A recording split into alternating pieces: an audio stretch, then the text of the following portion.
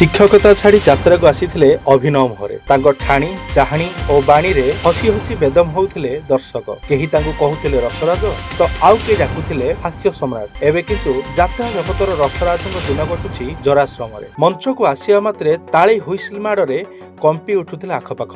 ତାଙ୍କ ଡାଇଲଗ ଆକ୍ସନରେ ସତେ ଯେମିତି ଭରି ରହିଥିଲା ଦର୍ଶକଙ୍କୁ କିମିଆ କରିବାର ଯାଦୁ। ନିଜେ ହସନ୍ତି କମ୍ ଓ ହସନ୍ତି ଢେର ଅଧିକ। ଜଲିଉଡରେ ଯେତେବେଳେ ନାୟକ ନାୟିକା ଖଳନାୟକଙ୍କ ଡିମାଣ୍ଡ ଶିଖରରେ ଥିଲା, ସେହି ସମୟରେ ନିଜ ପାଇଁ ସ୍ୱତନ୍ତ୍ର ପରିଚୟ ତିଆରି କରିଥିଲେ ମଣିଭଦ୍ର ବିଶ୍ୱାଳ। ଦର୍ଶକଙ୍କ ଭରପୁର ସମର୍ଥନରେ ଆଗକୁ ମଞ୍ଚରେ ଏକ ପ୍ରକାର ରାଜ କରିବା ଆରମ୍ଭ କରିଥିଲେ ରସରାଜ। ମଣିଭଦ୍ର ଆସିଥିଲେ ଏକ ନାଟକ ପ୍ରେମୀ ପରିବାରରୁ। ତାଙ୍କ ଜେଜେ ଓ ବାପାଙ୍କର ଅଭିନୟ ପ୍ରତି ଥିଲା ଚରମ ଦୁର୍ବଳତା। ମାତ୍ର 7 ବର୍ଷ ବୟସରେ ନିଜ ଗାଁରେ ହିଁ ହୋଇଥିଲା ମଣିଭଦ୍ରଙ୍କର ମଞ୍ଚ ପ୍ରବେଶ। ଆଉ ହାସ୍ୟ ଅଭିନେତା ଭାବେ ସେ ଡେବ୍ୟୁ କରୁଥିଲେ 9ମ ଶ୍ରେଣୀରେ ପଢ଼ିବା ବେଳେ। ଭଲ ପାଠ ପଢୁଥିଲେ ମଣିଭଦ୍ର। ମାଟ୍ରିକ ପାସ୍ ପରେ ଆରମ୍ଭ କରିଥିଲେ ଶିକ୍ଷକତା। କିନ୍ତୁ ମଞ୍ଚ ନାଟକ ପ୍ରତି ଥିବା ଅହେତୁକ ଦୁର୍ବଳତା ତାଙ୍କୁ ଟାଣି ଆଣିଥିଲା ମଞ୍ଚ ଜଗତକୁ ଜଣେ ପେଶାଦାର କଳାକାର ଭାବେ। ଶିକ୍ଷକତାର ବର୍ଷକ ପରେ ସେ ଚାକିରି ଛାଡ଼ିଲେ। ମଞ୍ଚ ଯାତ୍ରାର ଶୁଭାରମ୍ଭ ହେଲା ଜଗନ୍ନାଥ ଅପେରାରୁ। ଅଶ୍ରୁକଣିକା ନାଟକରେ ତାଙ୍କ ହାସ୍ୟ ଅଭିନୟକୁ ଢେର ପ୍ରଶଂସା ମିଳିଲା। ସେବେଠାରୁ ସେ ପଛକୁ ଆଉ ଫେରି ଚାହିଁ ନଥିଲେ। ଧୀରେ ଧୀରେ ରାଜ୍ୟର କୋଣ ଅନୁକୋଣରେ ବହୁ ଐତିହାସିକ ଓ ପୌରାଣିକ ନାଟକରେ ଅଭିନୟ କରି ସେ ଜଣେ ପୋଖତ ହାସ୍ୟ ଅଭିନେତାର ପରିଚୟ ହାସଲ କଲେ। ଏହାରି ଭିତରେ ତାଙ୍କ ଲୋକପ୍ରିୟତା ତତ୍କାଳୀନ ମୁଖ୍ୟମନ୍ତ୍ରୀ ଡକ୍ଟର ହରେକୃଷ୍ଣ ମହତାବଙ୍କ ନଜରକୁ ଆସିଥିଲା। ନିଜ ଅଭିନୟର ପ୍ରତିଭା ବଳରେ ମଣିଭଦ୍ରଙ୍କୁ ରସରାଜ ଉପାଧି ମିଳିଥିଲା ମହତାବଙ୍କ ଠାରୁ।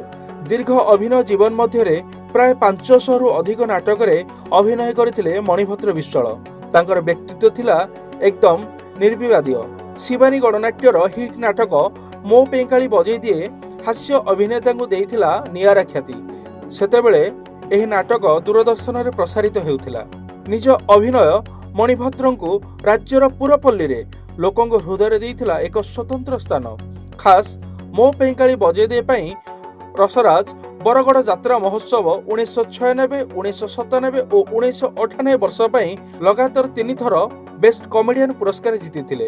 ଦିନେ ହସାଇ ହସାଇ ଦର୍ଶକଙ୍କୁ ଗଡ଼ାଉଥିବା ଏହି ହାସ୍ୟ ସମ୍ରାଟ ବୟସର ଅପରାହ୍ନରେ ଥକି ପଡ଼ିଛନ୍ତି।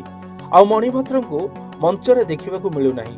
ବାର୍ଦ୍ଧକ୍ୟ ଜନିତ ସମସ୍ୟା ପାଇଁ ସେ ଯାତ୍ରା ଜଗତରୁ ଅବସର ନେଇଛନ୍ତି। ସଭିଙ୍କୁ ହସାଉଥିବା ଏହି ହସର ମଣିଙ୍କୁ ବୟସର ଅପରାହ୍ନରେ ପରିବାର ଲୋକେ କିନ୍ତୁ ପଚାରିଲେନି। ତାଙ୍କ ଦେଖାଶୁଣା କେହି ନ କରିବାରୁ ଏବେ ରସରାଜଙ୍କ ଦିନ କଟୁଛି ଜରାଶ୍ରମରେ। ଆଉ ଫୁର୍ସତ ମିଳିଲେ ଜରାଶ୍ରମ ଅନ୍ତେବାସୀଙ୍କୁ ଖୁସି ବାଣ୍ଟୁଛନ୍ତି ନିଜ ହାସ୍ୟ ରସର ପସରା ମିଳି। Bureau report, Janagana TV.